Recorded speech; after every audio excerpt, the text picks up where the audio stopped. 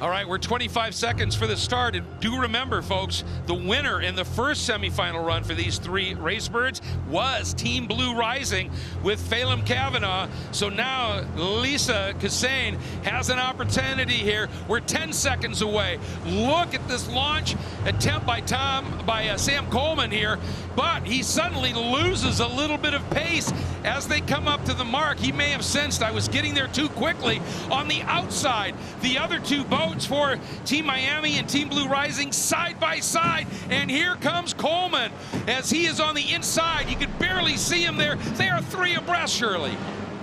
That was the best start we've had so far, and for Sam Coleman, you know, he has to win this race. Emma didn't finish her round, so his only option, his only choice for getting into the final is to really nail this. Absolutely, and same story, obviously opportunity for them to make it perhaps, but I'll tell you, they are not going quietly. Eric Stark, he was struggled in qualifying as they had a little bit of an issue. They think it's solved, and look at him now, getting out of the wake and looking for clear, smoother water to be able to do something, but Coleman is easing away. Not able to address the speed right now is Eric Stark. This has got to be frustrating for the multi-time world champ. Ooh, and Lisa Kassane Battaglia now is finding some speed as well. She drops the hammer at this point and starts to close in, uses that boost. Boy, they are covered by only 5.5 seconds between these three RaceBirds right now. This is about as close as we have seen. Well, look at Team Blue Rising. Eric Stark now up on the boost, trying to close it up again before we get look at the spray coming off of the nose of these boats, and when they drop that foil in to make the turn. And well, I'll tell you right there, Eric Stark almost came to a complete slow, and it was just because of how much seas he was in. Look at that boat suddenly for Coleman just snapped sideways there. That's the those foils, the hydrodynamics going on. It's pretty mystical stuff. It's so hard, and you can see it's choppy and there's swell. It's so mixed up. Really, really difficult to keep the platform stable and even and keep the ride constant. And Eric Stark, he wasn't happy in qualifying. He wasn't happy with the boat, couldn't really find his groove, and it sort of feels like that hasn't really been resolved. He doesn't seem to be able to, he just doesn't look smooth. He doesn't look happy today. They're working now through that S section that we've talked about. You come by the start-finish line, you bend to the left, you bend to the right, and then this hard left. Man, did he make up some ground, though, heading into that turn. He almost got the inside away from Sam Coleman. That margin has shrunk to virtually nothing here, so he figured something out. But now, look at Coleman, comes out of that turn, and immediately, I was going to say immediately went to the boost, but look at him float way wide, and look at Stark now cut Team Miami right up the inside here. And again, Lisa Kassane Battaglia for Team Blue Rising staying right in the mix. She's made up some ground. They're back to under 8 seconds covering all three boats. And Stark, has he figured a little something out here? He's found a bit of pace, hasn't he, from somewhere. I mean, Sam Coleman also looks a little bit unsettled. You see he's dipping down into the water. That is so slow. Oh, and he got him. Stark has gone right around the outside. That when Coleman dropped into that trough, it nearly parked him. And Eric Stark now to the lead and is really putting a run. But look at him. He almost gets parked right there as he was midpoint in that corner. But he has the lead now, and it's by 4 seconds now over Coleman as Lisa Kassane Battaglia. I think it's a smart move for her. She stayed close, but it was close enough. She was constantly in the wake of the two boats. I think she said, I'm going to get out of this, give myself a little smoother race course. Man, this margin's so close, Shirley, at the front right now. And the crashes are big. That's really hard to recover. They're losing a lot of ground. Here was Emma Kimilainen, who was obviously concerned. Here comes Coleman. He's up on the boost. Now he's off the boost, and as he comes off the boost, look at that. Team Miami's Eric Stark just opens that boost up and blows right by him. Coleman had got up dead even, and then that exchange of boosts puts Stark back up in front by just under 3 seconds. You can see the margin right there. And, you know, that's the thing. When you go to the boost, I would think the smart move here is the engineers up in mission control. If you're in the lead, you're going to react to the boost from those that are pursuing, and they're playing this to absolute perfection right now. What can Coleman do at this stage? I think you've got to really pick your moment when you're going to use the boost. You need a big flat bit of water, not a great big mountain to climb.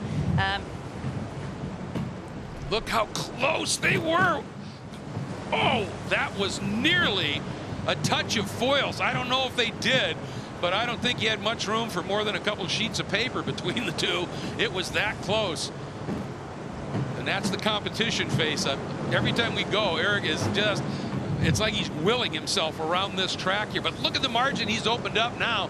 He's up by 5 seconds, and neither Stark nor Coleman have done the long lap yet. And Stark goes for it. Coleman elects not to.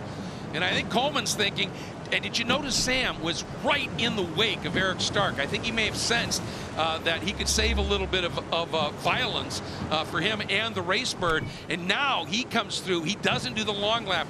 He's got some smooth track, smooth course to use. But boy, he's got to open up a big margin right now. On the Delta, we're looking at 15 seconds plus to be able to make that stick. Remember, this is his only option. He has to win this race if they've any chance of being in the final. Absolutely. He's got to get after it, and that margin is at 5.5 seconds with Stark. And remember, both Stark now and Lisa Ghassan-Battaglia have done their long laps. And at this moment, I'm looking, it's only 9 seconds between Sam Coleman for Team Brady and Lisa Ghassan-Battaglia for Team Blue Rising. So at this point, Coleman could do his long lap and end up third. And that is not going to get the job done.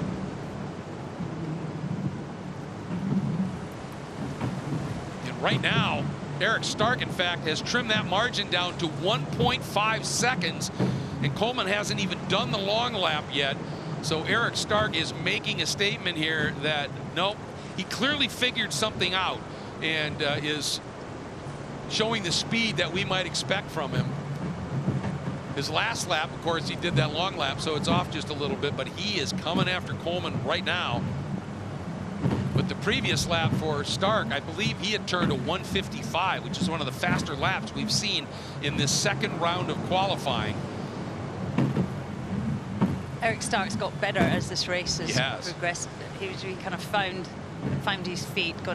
He looks a lot smoother than he did early on. Well, I tell you, Lisa Ghassan-Battaglia now has closed it up, and now Stark goes to the boost for Marc Anthony's Team Miami, and he wants to, he's already alongside Coleman as Coleman starts that long lap, and Ghassan-Battaglia is very close as well. She's only 2.8 seconds behind Stark at that turn-in point. So Eric Stark is going to have a nice lead, but Lisa Ghassan-Battaglia could very well come out at the merge in a second place, and by a few seconds at that. As we come around now, this is the run to the checkers, and it is Eric Stark for Team Miami. What a brilliant race he has driven here, and look at the relief as he comes through the line. The checker flag flies. He has won it. And Lisa Ghassan-Battaglia, she is going to grab second spot. A superb race for Lisa, and that's a first and a second for Team Blue Rising. I think they might well be in the finals.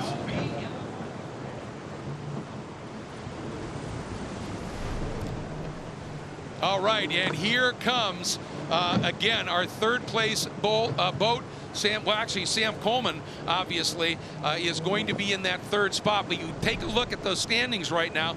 Team Miami is straight into the finals. The question is, will it be Team Blue Rising, the highest placed of the second place boats? Will they get the nod or not?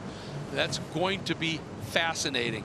Now, we have confirmation from Mission Control that Team Blue Rising is the highest scoring second place boat. Remember, it all comes down to those counted points. You total them up, and that's the decision maker.